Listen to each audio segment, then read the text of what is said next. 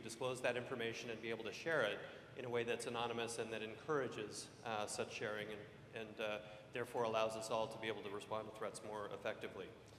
The next step on that one is really to survey the landscape. There are groups that do some of this, but most of all to find a trusted organization that might be able to sponsor such a Center for Disease Control-like effort. The fourth group was called the Gucci Risk Information for Consumers. The Gucci group like to call themselves the handbag group for some reason. But this has to do with the undersea cabling infrastructure globally, and the thought process there is that there's not enough information about the risk and operational characteristics of the various cable choices, and most of all an understanding of how the topology that sits on top of the cable system either creates redundancy and reliability or doesn't. And making that information more available to buyers and consumers of those services would allow us all to create pressure in the system to increase the reliability and the resiliency of the cabling infrastructure. The fifth group was on international priority communication policy. There are emergency communications that have to happen. A clogged internet's not conducive to that. And the thought process there is that a set of nation-state agreements are required to both define what priority communications would consist of, and then policy that could be articulated globally, and then most importantly, translating that into IP and service provider procedures that could be implemented in real life. Again, a trusted organization is needed to help progress those efforts across boundaries. So this is one of the key themes that we had, building trust and finding trusted organizations to shepherd some of these difficult problems forward. Thank you. Thank you very much.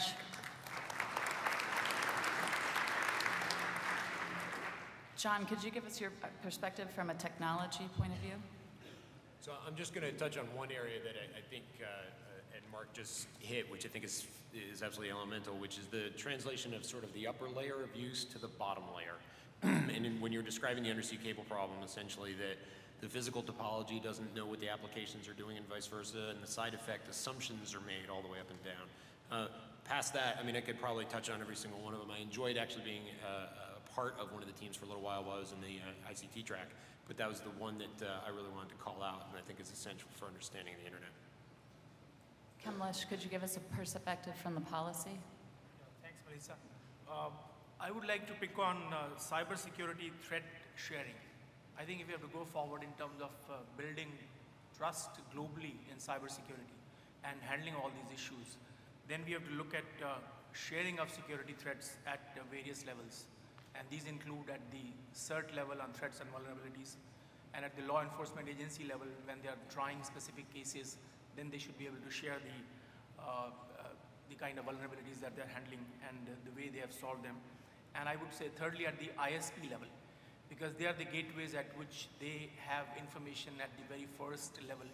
And I think what they require is to share this information on a real-time basis so that we can build some kind of epidemiology as the group has suggested in terms of sharing information. So if I think about it, I heard two things. One is that all packets can't be equal, especially during a crisis.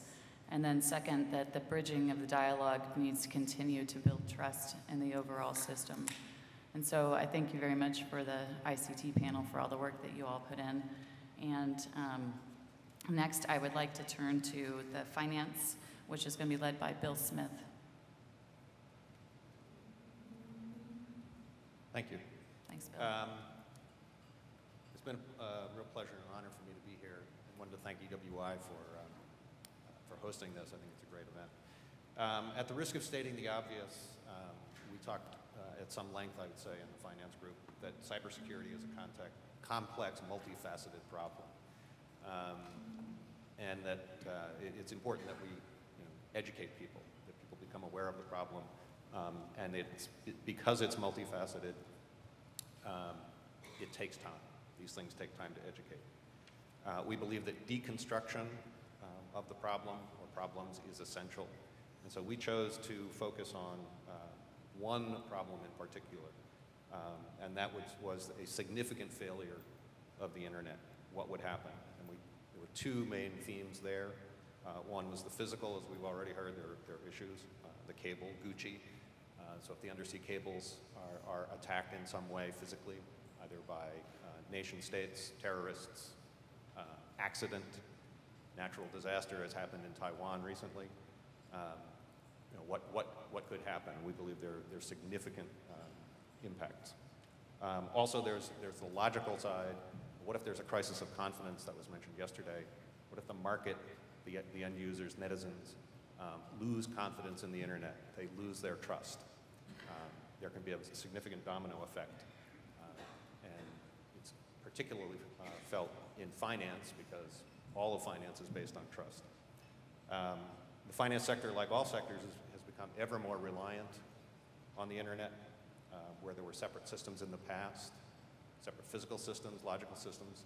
There now is a single physical system. And this brings us to the classic single point of failure.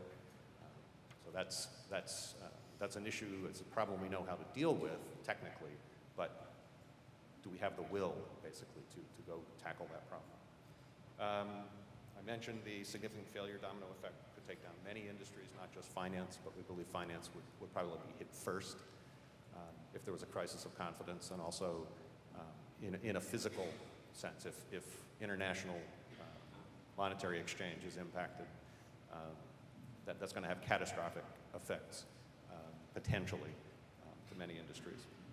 While it's complex, we believe that a pragmatic approach within a larger framework should be employed. Also, we noted that the internet was not purpose-built. It's being used in extremely unintended ways, but typically beneficial ways. But we think it may be appropriate to consider how it is currently being used and how it will be used. I like to say that we need to learn from our children, as was mentioned yesterday, and I believe as well plan for our grandchildren. That was also said. That's our responsibility here. So we need to bring others into the discussion. Plan for the use that we can't foresee. If we look back 20 years to the web, we have no idea that we'd be using it the way we are today. This first summit is an excellent forum to initiate that dialogue, I believe. Multidiscipline, cross-sector, needs to continue. We, as a group, felt that smaller interim meeting or meetings would be beneficial. We think it's essential to bring together multiple disciplines.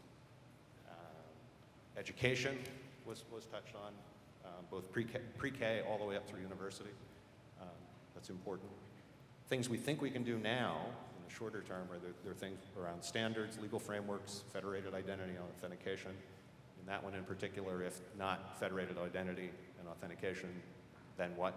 But we need to do something to be able to identify people and objects and things on the internet. We believe there should be some minimum criteria, standards established for devices connecting to the net, software that connects to the net, those types of things. Awareness campaigns, educate policy makers, continue the communication and coordination. So think globally and act locally. I want to stress that trust is essential, and that we should start today to help solve this ongoing problem. Thanks, Bill, and to your team for all the hard work.